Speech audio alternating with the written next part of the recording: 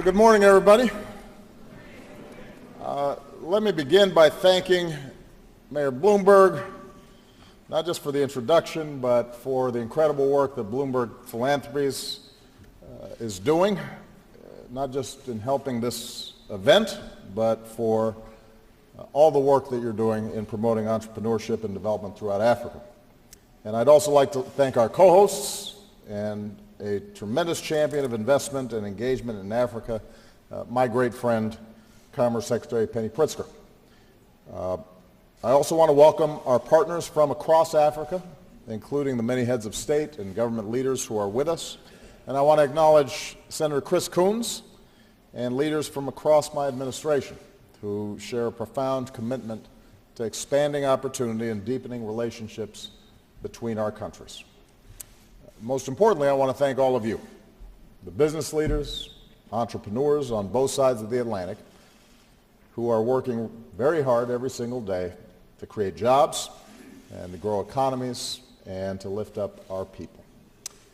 Now, I gave a long speech yesterday. Some of you had to sit through it.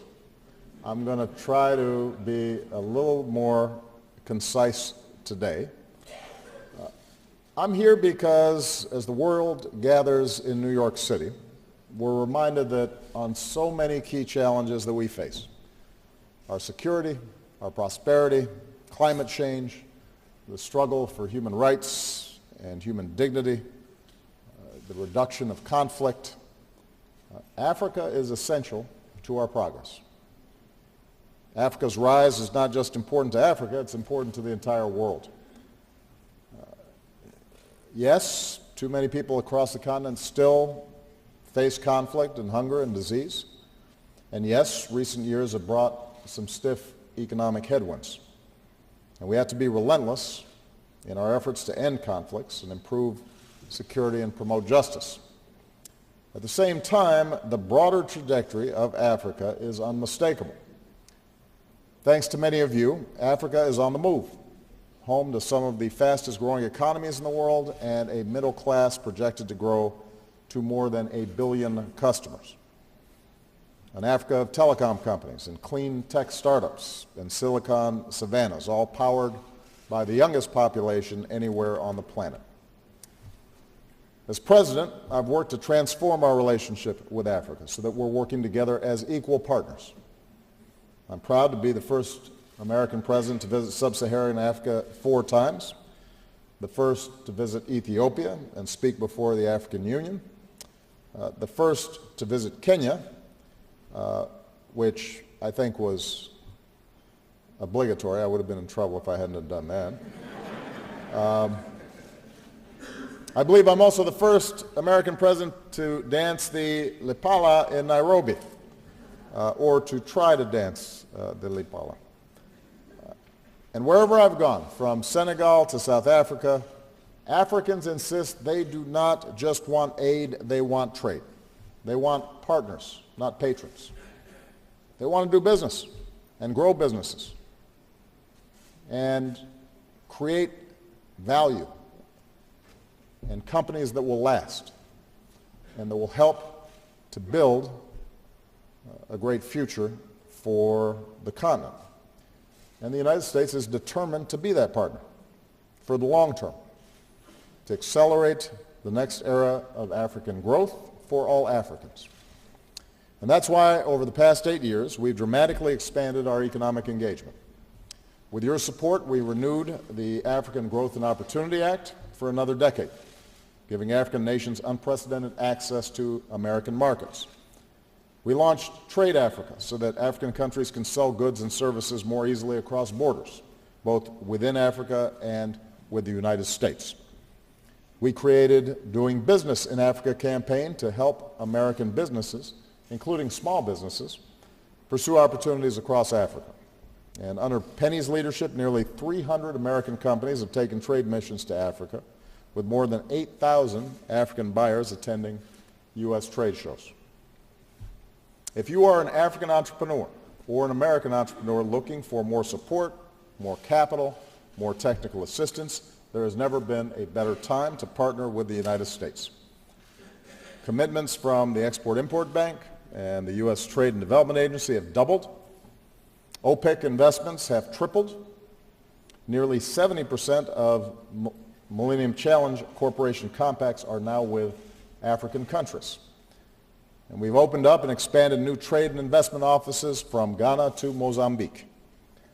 Through our landmark Power Africa initiative, the United States is mobilizing more than 130 public and private sector partners and over $52 billion to double electricity access across sub-Saharan Africa.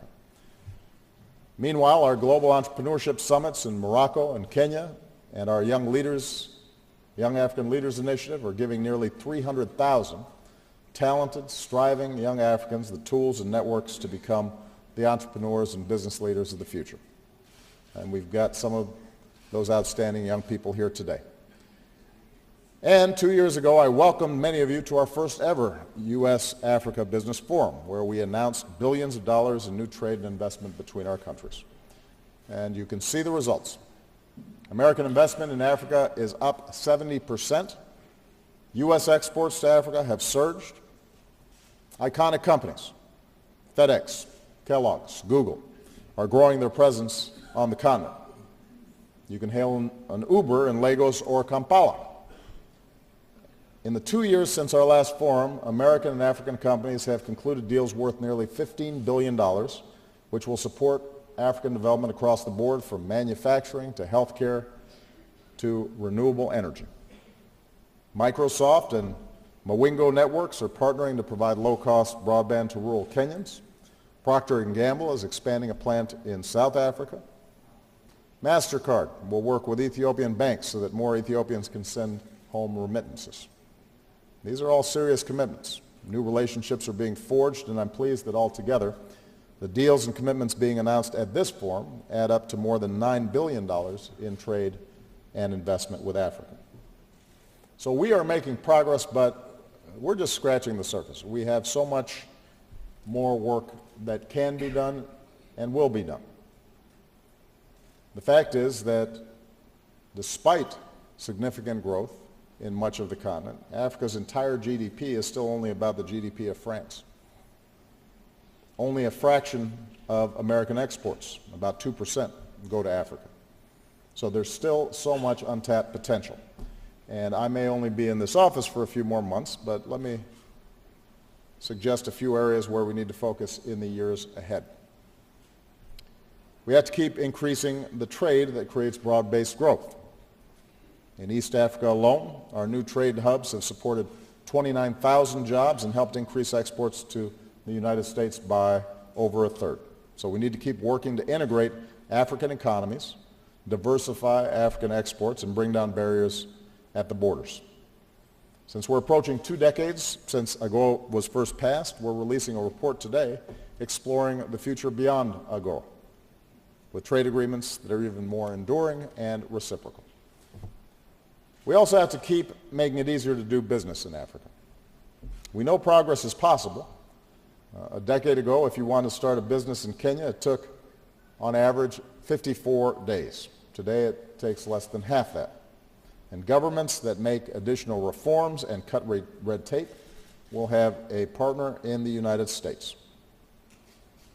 At our last forum, I announced the creation of our Presidential Advisory Council to guide our work together. And today I'm pleased to welcome the newest members of our expanded council so that more industries and insights can shape their recommendations.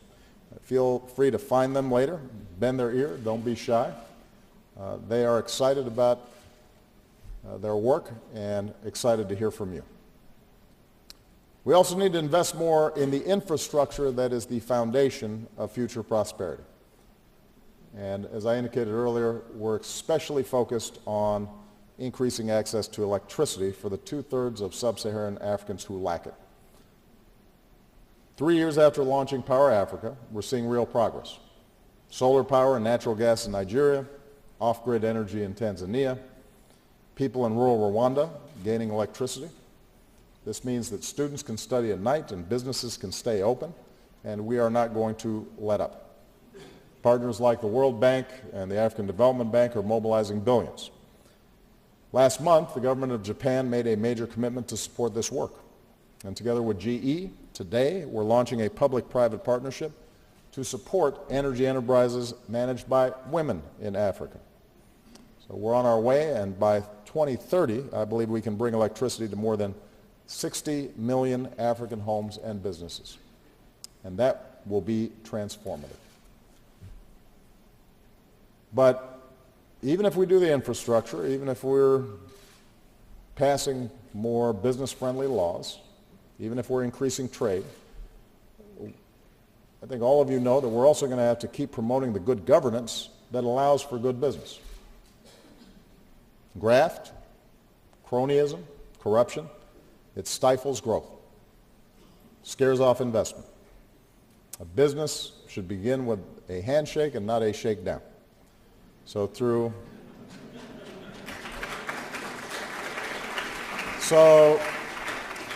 our efforts like our open government partnership and our partnership on illicit finance, we're going to keep working to encourage transparency, stamp out corruption, and uphold the rule of law. That's what's going to ultimately attract trade and investment and opportunity. The truth is that those governments that are above board and transparent, people want to do business there. People don't want to do business in places where the rules are constantly changing depending on who's up, who's down, whose cousin is who. It creates the kinds of risks that scare investors away.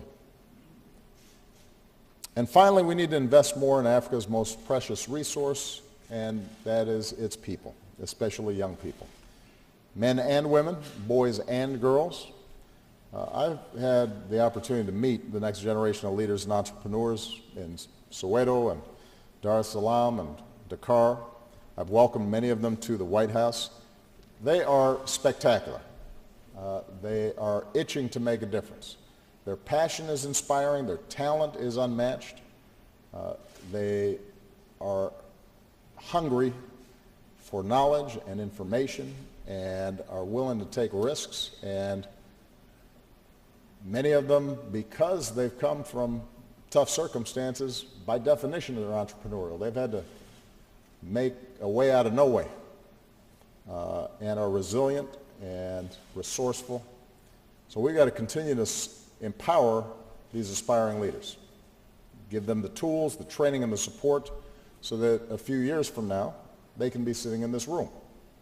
Because if Africa's young people flourish, if they are getting education, if they are getting opportunity, I'm absolutely convinced that Africa will flourish as well.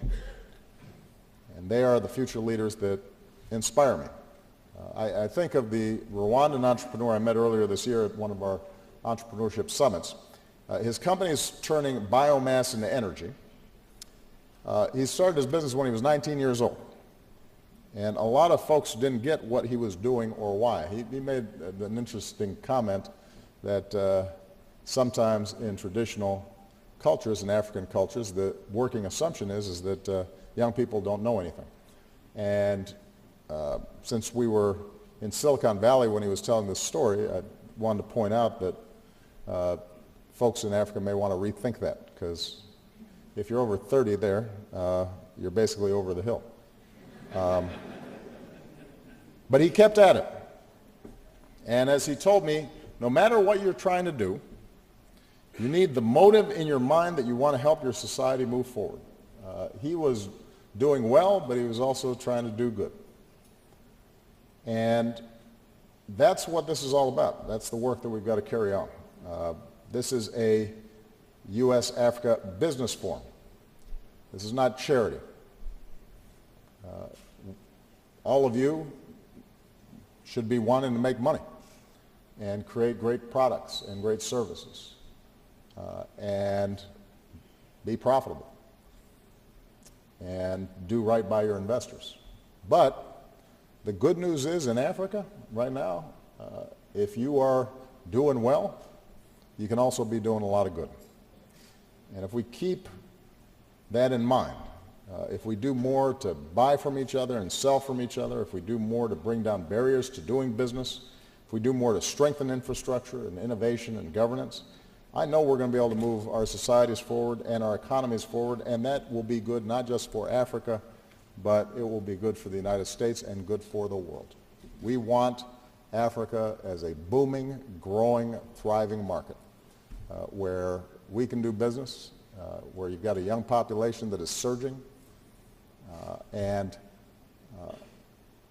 although this will be the last time I participate in the U.S.-Africa Business Forum as president, I think you should anticipate that I will be continuing to work with all of you in the years to come, and I know that Penny has done a great job in working to institutionalize these efforts, and when we've got great partners like Mike Bloomberg and the Bloomberg Foundation involved in this, I have no doubt that this is just going to keep on growing, and we're going to look back and say, we were onto something.